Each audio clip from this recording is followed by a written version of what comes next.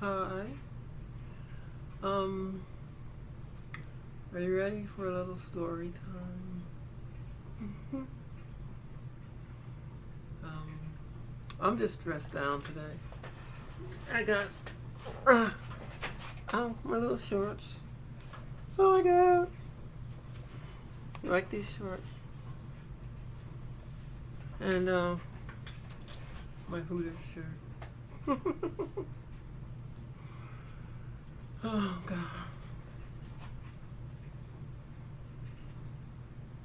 But I want to talk about something serious. I'll share with you. Um, so I have a question, not including yourself. When was the first time that you met an out trans person? What year was it? And what were the circumstances? So, I want to talk about the first time that I met an out trans female, and the first time that I met a trans male, but he wasn't out. But when I think back in retrospection, it makes me think, okay, I'll explain that situation.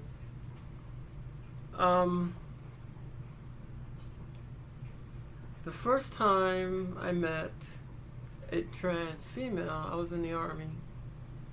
I was stationed in Panama.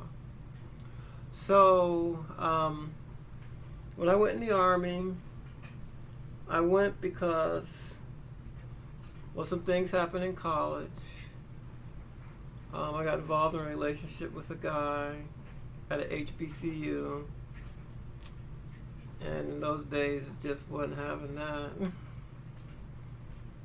And I was confused in that I didn't think there was anyone on the planet like me.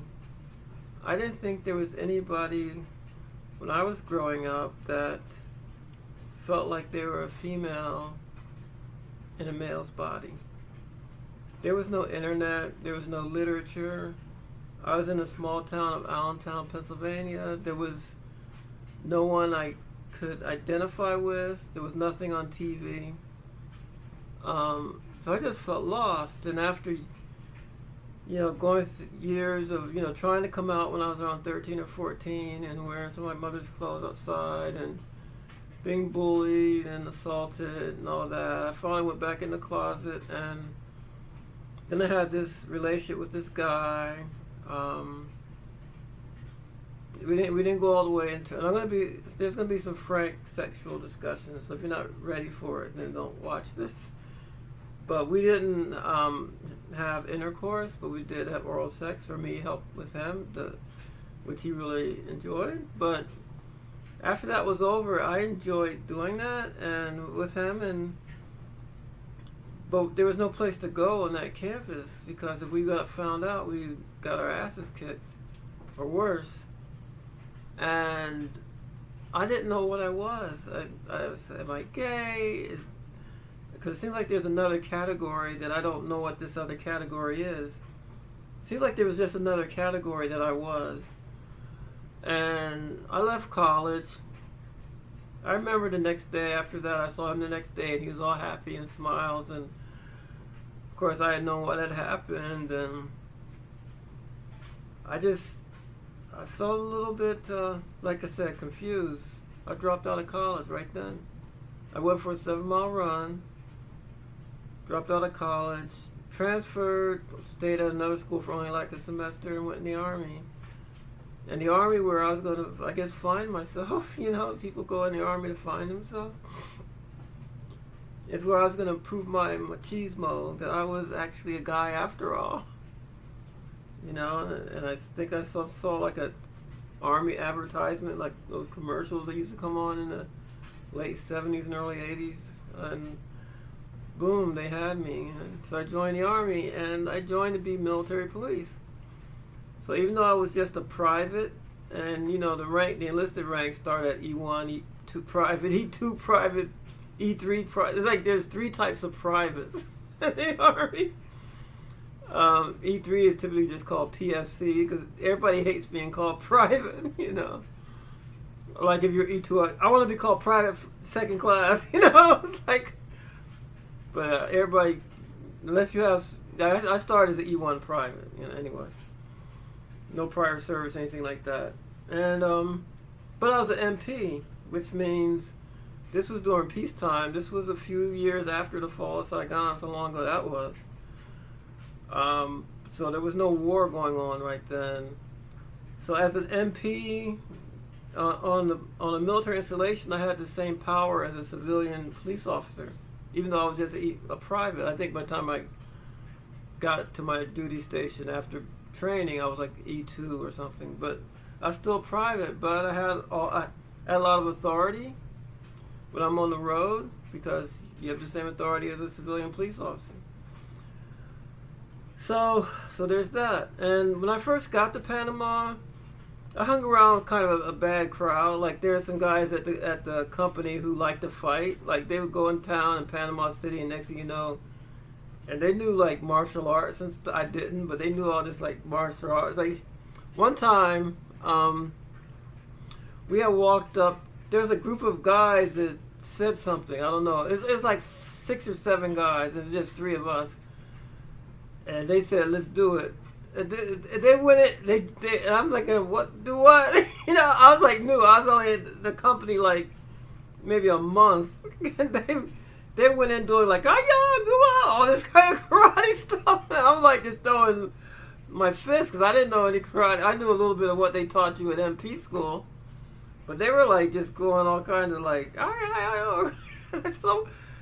And with those guys, I just got in trouble, and I decided, when we got in trouble, when we did something, I think we got an Article 15 or something, which is like, like a slap on the military. It's like a slap on the wrist, like a fine.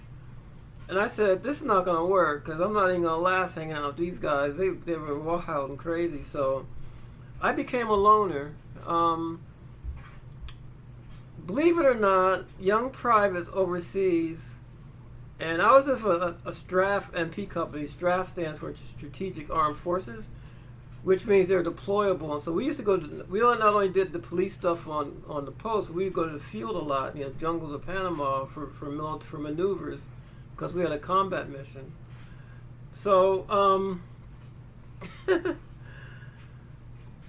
and plus there's infantry there, there's whole mechanized infantry there, and that was, okay.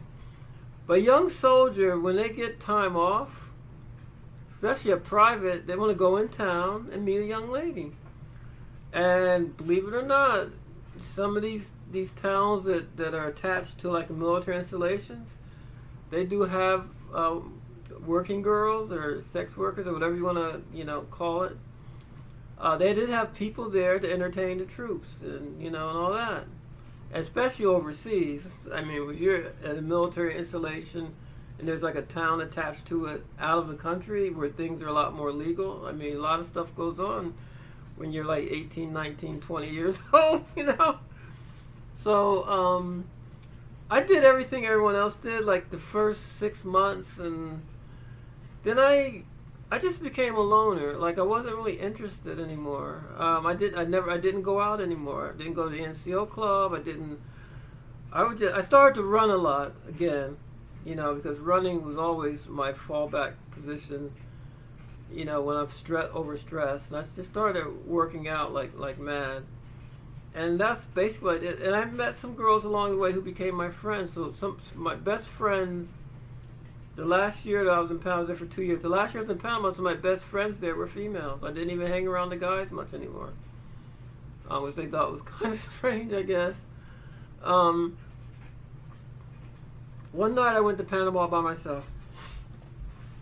I didn't want to stay in the barracks. I tried a lot of different things. I became a born again Christian. That didn't really work too well. One night I just had to get out of the barracks. I went downtown Panama by myself. No other guys. Because like I said, I stopped hanging around with people. And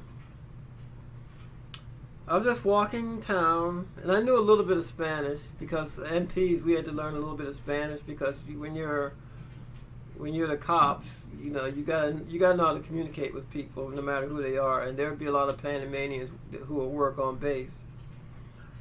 So they had us take a little bit of Spanish. So I had a little bit of Spanish in high school, though I forgot it all by then. But anyway, so I was walking around downtown, and I saw this beautiful girl. Now I was around 20, 21 by then, and she was Panamanian. Before I describe her, let me just say, before I was stationed in Panama, I let some other soldier know that I was going to Panama. And I guess he had been there before. He was an older guy. And he said, these were his words: Panama is the black man's paradise. Panama is the black man's paradise.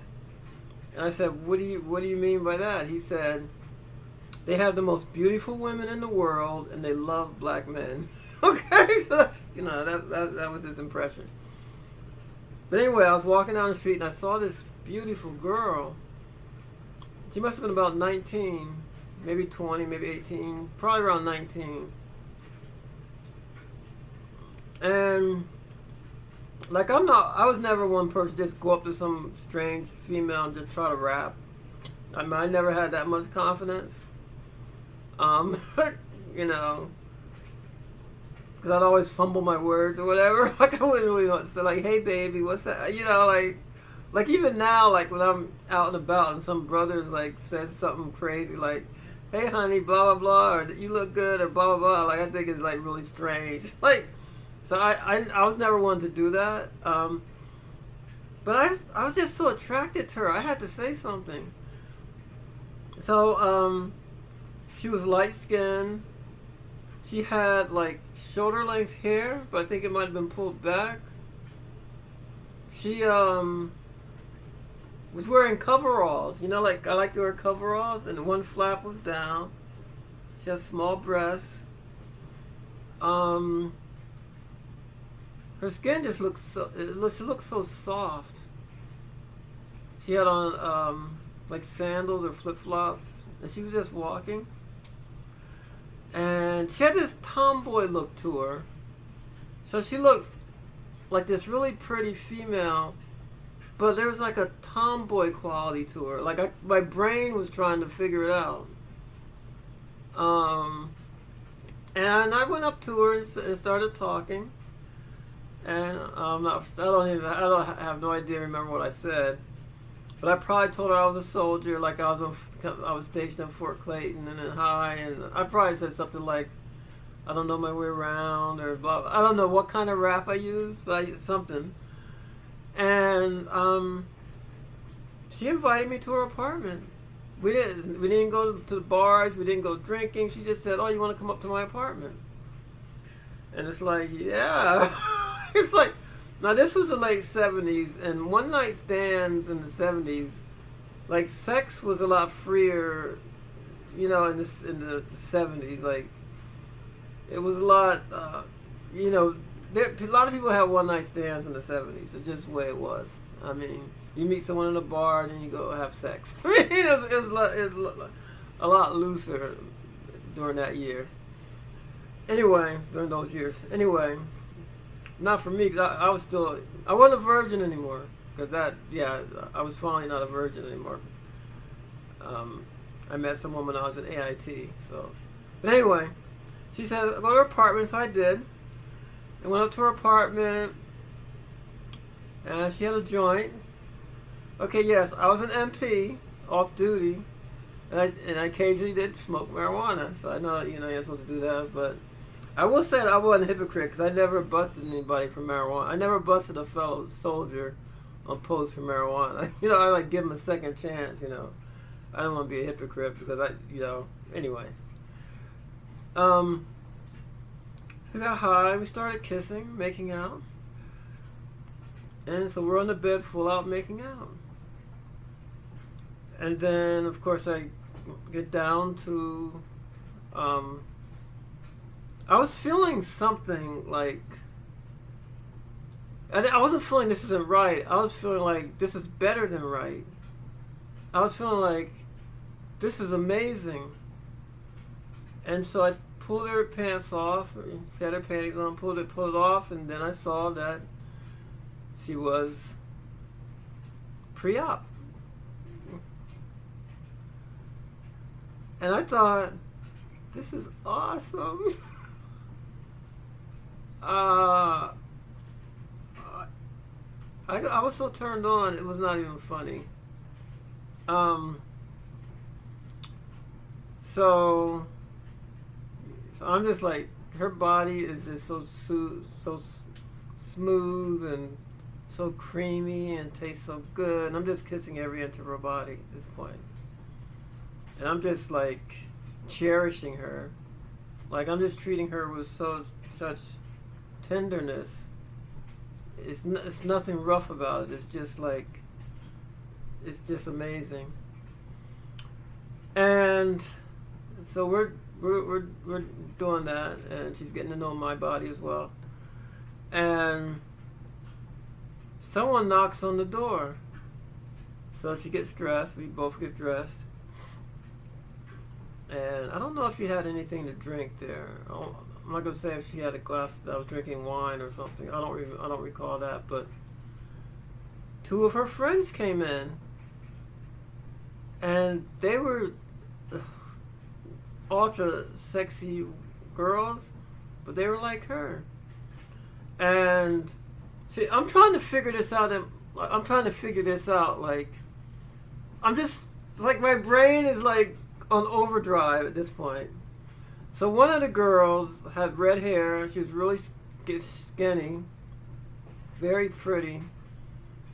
And I'm sitting there, this other girl sitting here who I'm with, she's in front of me, and they're like, oh, he's so cute, and blah, blah, blah. And so she's good. I guess it must have been her roommate. I don't know, because she's changing clothes right in front of me. So I'm standing right there, and I'm high. You know? Like, and sometimes I used to get high, it's like an aphrodisiac.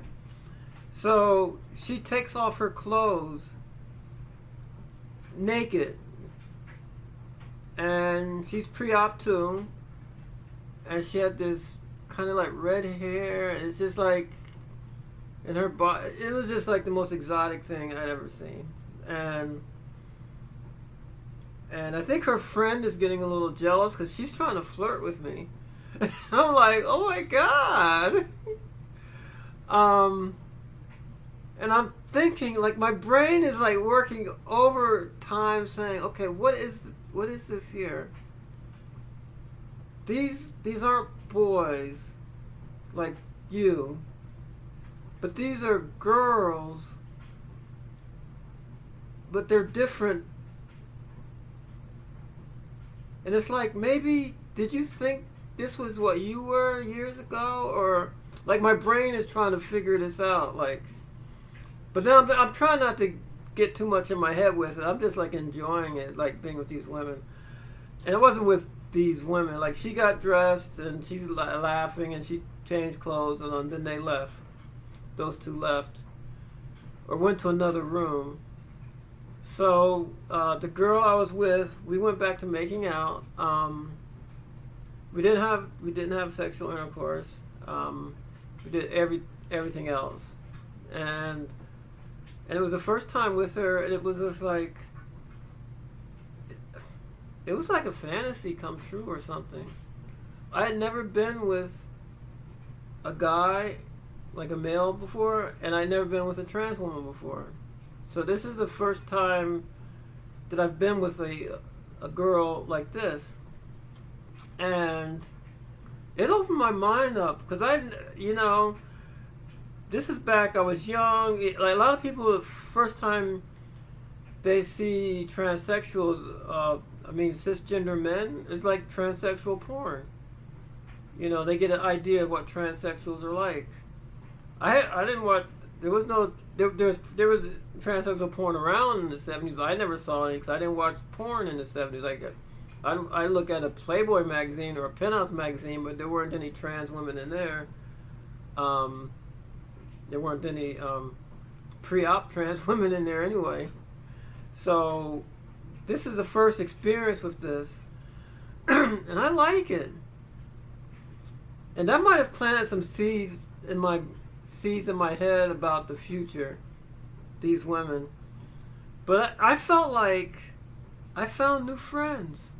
I'm in Panama. I've been here a year, and I found a new group of people who are like, I want to hang out with these people. I want to know these people. I want to marry this girl. Like I like, I want to be with this girl. I'm like 20, 21, and she's like 19. This is like, what?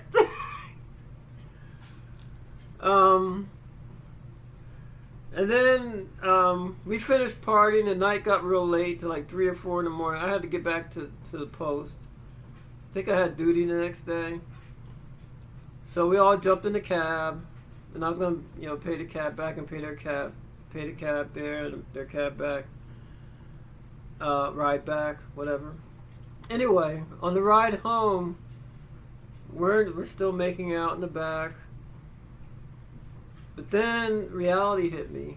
And reality's a motherfucker. But reality hit me. I'm an MP. On the front gate are people from my platoon. They will see me when I come in. Other MPs from my platoon are manning the front gate. And it was a closed post. As we're getting closer to the post, reality is hitting me. If I get caught with this woman, with these girls, that's it for me. I started thinking that. I was thinking, shit. It crashed down on me, such sadness. It was like my only moment to be happy, and the Army's not going to let me be happy. And so before we got to the front gate, I just told the cab to stop, and I told them. I think I told the girl we'll meet the same place in a couple days or whatever in the weekend. I don't remember what day of the week it was, and I almost started crying. Like I didn't want to leave them, but I'm in the Army. This is before Don't Ask, Don't Tell. This is the Army where people are homophobic. This is the Army where if you were found, engaged in some kind of what they call homophobic activity, you get booted out. Or better yet, or worse yet, if you're an MP, the penalty for MP messing up is to send them to the infantry. You know what I'm saying? That's what I would always hear that. You mess up, we're going to send you to the infantry or something. Like that's, fate worse than. And they'll take care of you there. You're like, oh, we'll let them know some gay guy is coming down to the infantry, like to the mechanized infantry or something. But it probably would have been just court-martialed or kicked out of the Army. It's like the people in the MP Corps. These people are not liberals. So if you're found out and you're just a little private, that you're gay or something in that Army, forget it. So I told them, I'll see them again. So the cab let me out. I walked to the front gate, saw a guy who, he was from my platoon. He's like, hey, blah, blah, blah, hey. I walked to the barracks, and the whole beautiful night was totally crushed then. And I knew that I didn't think I would ever see them again. I wanted to, but I didn't end up ever seeing them again. That was it.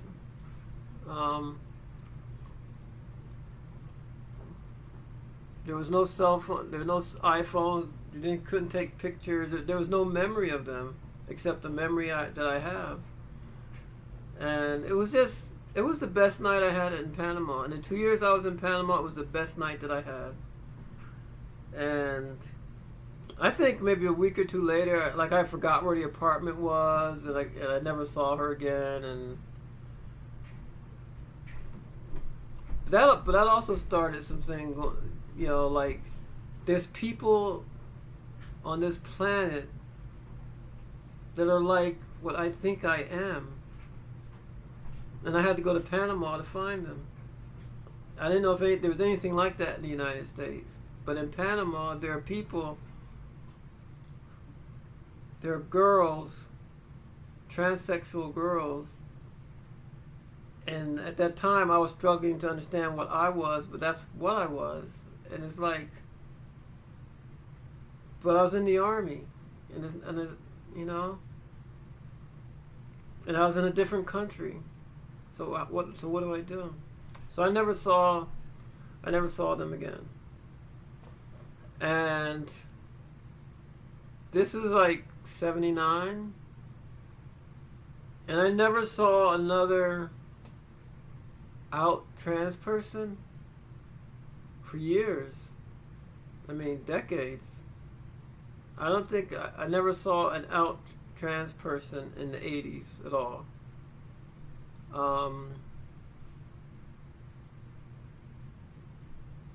It's wild. I had to go to Panama to see the most beautiful people ever, and then that was it for a long time. I mentioned that I mentioned about a trans guy. So I don't know for sure because he wasn't out. They weren't out, but they were out. But they weren't. I don't know, because again, even though I didn't know what these women, there was no word for transgender in the 70s I ever heard of, so it's like I didn't categorize them as this or that. I just thought that they were really pretty women who had penises. I mean, you know what I'm saying? My brain is like, I couldn't look in the dictionary and say, "Oh, this is what," or the encyclopedia. Like there was no. So I was just not questioning it.